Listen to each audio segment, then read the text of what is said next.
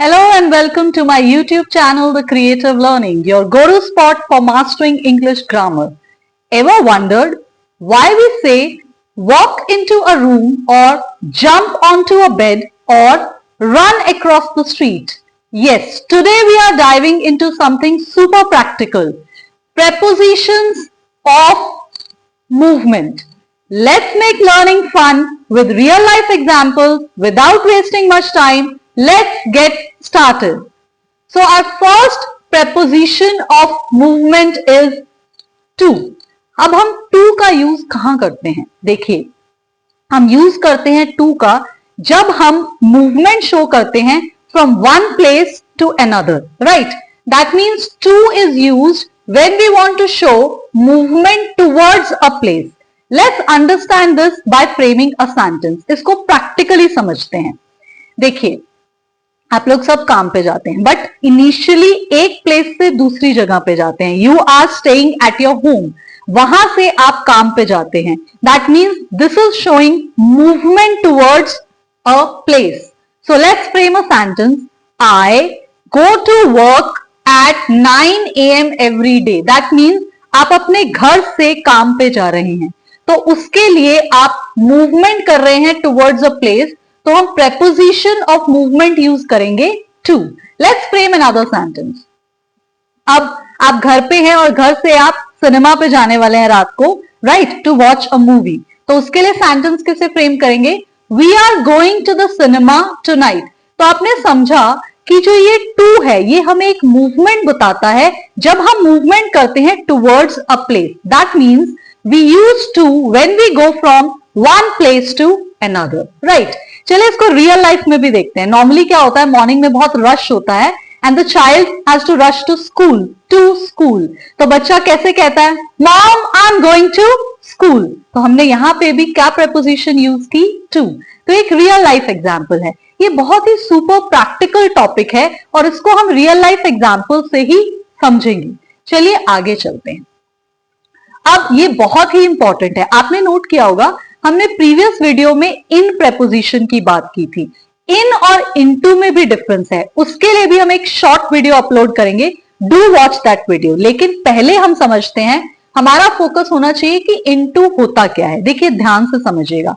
अब ये एक कंटेनर है, राइट? इसके अंदर जो आमंड हैं वो इन या इनसाइड हैं. लेकिन अगर मैं इस कंटेनर को ओपन करती हूं, राइट, और मेरे हैंड में आमंड्स हैं और मैं आमंड्स इस कंटेनर में डाल रही हूं, तो आप देख रहे हैं कि मूवमेंट हो रही है, राइट? आउटसाइड है. आउटसाइड से जब इनसाइड मूवमेंट होती है तो आप इन या इनसाइड यूज नहीं कर सकते. इन यूज होता है स्टैटिक के लिए, जब कोई मूवमेंट नहीं है. लेकिन अगर मूवमेंट है तो उसके लिए आप इन नहीं यूज कर सकते. आप क्या यूज करेंगे? इनटू. तो आप क्या कहेंगे? अब देखिए आमंड्स किस में जा रहे हैं? They are going into the container.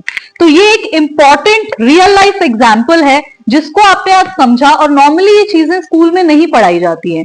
हम आपको कंसेप्चुअल लर्निंग दे रहे हैं. And stay tune till the end because you will be learning a lot in this video. तो आपने एक और इंपॉर्टेंट बात आज सीखी है कि इन और इनटू में भी डिफरेंस होता है. और नॉर्मली आप कह सकते हैं ये कॉमन मिस्टेक है जो हम रियल लाइफ में करते हैं. और ऐसा नहीं है कि बिगिनर्स करते हैं, नेटिव स्पीकर्स भी करते हैं. तो if you really want to be fluent in English, do watch this video, right? चलिए देखते हैं आगे. तो आपने ये सीखा कि इनटू हम यूज करेंगे जब कोई भी चीज फ्रॉम आउटसाइड टू इनसाइड जाएगी. जैसे ये एक बॉक्स है, राइट? अब इस बॉक्स के अंदर अगर कीज ऑलरेडी पड़ी हुई हैं तो यह इन या इनसाइड है. लेकिन अगर मेरे हैंड में कीज हैं तो वो आउटसाइड है. और जैसे ही मैं कीज को इसके अंदर डालूंगी तो मूवमेंट हुई है from outside to inside, right? चलिए आगे चलते हैं. Let's proceed further. अब उसी तरह से किसी एनिमल का भी एग्जाम्पल लेते हैं और ये बहुत ही प्रैक्टिकल रियल लाइफ एग्जाम्पल है. अब एक कैट है, राइट? वो बाहर है और जैसे ही वो बॉक्स के अंदर जंप करती है तो आप इसके लिए इन वर्ड नहीं यूज करेंगे बिकॉज उसकी मूवमेंट हुई है from outside to inside. So how you will frame a sentence? The cat jumped into the box, right? और अगर आप यहां पे ध्यान से देखें तो यहां भी एक बॉल है. बॉल आउटसाइड है. जब आप बॉल को इनसाइड थ्रो करेंगे बॉक्स के अंदर तो भी मूवमेंट हो रही है, राइट? चलिए लेट्स फ्रेम अनदर सेंटेंस। अगर मैं कहूं कि she is in the room, that means वो रेस्ट कर रही है, उसमें कोई मूवमेंट नहीं है, वो रूम में बैठी हुई है। लेकिन अगर कोई रूम के अंदर एंटर करता है, बाहर से अंदर आता है, तो आप ये नहीं कह सकते कि ही और she walk in the room, that is grammatically incorrect. और ये कॉमन मिस्टेक होती है, बहुत लोग करते हैं। तो I will suggest you have to rectify your mistake. Next time frame the sentence he walked into the room without knocking, right? चलिए let's proceed further। और ये भी एक रियल लाइफ एग्जांपल है और प्रैक्टिकली हम डेली इसको देखते भी हैं, लेकिन हम इसको इंप्लीमेंट नहीं करते। जैसे कि you throw your clothes into the laundry basket after a long day, right? यहां पे भी मूवमेंट हो रही है फ्रॉम आउटसाइड टू इनसाइड। चलिए आगे चलते हैं। नेक्स्ट है आपके पास ऑन टू। अब आप ऑन भी पढ़ चुके हैं, यहां ऑन और ऑन टू में भी डिफरेंस होता है और ये भी एक कॉमन मिस्टेक होती है। अब होगा क्या, जैसे आपके पास कोई भी बैग है या आपके पास कोई पर्स है, राइट, और आप उसको क्या करते हैं, रखते हैं काउच के ऊपर, तो उसकी मूवमेंट हो रही है टू अ सरफेस, राइट। तो उसके लिए आप ऑन नहीं यूज कर सकते बिकॉज वो ऑलरेडी सरफेस के ऊपर नहीं है। तो आप कैसे सेंटेंस फ्रेम करेंगे, she threw her bag on to the couch. अब एक और प्रैक्टिकल रियल लाइफ एग्जाम्पल। आप बहुत देर से फोन पे बात कर रहे हैं, लंबी कॉल आपकी चल रही है, उसके बाद आप फोन को अपने हाथ में तो नहीं रखेंगे, you will toss the phone on to the table, क्योंकि अब भी ये मूवमेंट हुई है टू अ सरफेस। तो इसके लिए भी आप क्या यूज करेंगे, ऑन टू का यूज करेंगे। That means you toss your phone on to the table after a long call. I hope आपको ये रियल लाइफ एग्जाम्पल समझ आ रहे हैं, क्योंकि ये प्रैक्टिकल टॉपिक है तो इसको हम ऐसे ही समझेंगे। Let's proceed further. अब नेक्स्ट चीज आती है कि हम आउट ऑफ कहां पे यूज करते हैं। देखिए, हम आउट ऑफ का यूज करते हैं जब हम डिस्क्राइब करते हैं कोई भी चीज कमिंग आउट, जब भी कोई चीज बाहर आ रही है तो हम यूज करते हैं आउट ऑफ का, राइट। चलिए let's understand this. That means कोई भी ऑब्जेक्ट इनसाइड से आउटसाइड आता है। उसका सबसे अच्छा एग्जाम्पल है बर्ड्स। अगर आप बर्ड्स को केज में रखते हैं, रखना भी नहीं चाहिए, दैट्स नॉट गुड। तो अगर बर्ड फ्लाई करके केज से बाहर आ रहा है तो उसके लिए भी आप क्या वर्ड यूज करेंगे, out of, right. The bird came out of the cage. चलिए आगे चलते हैं।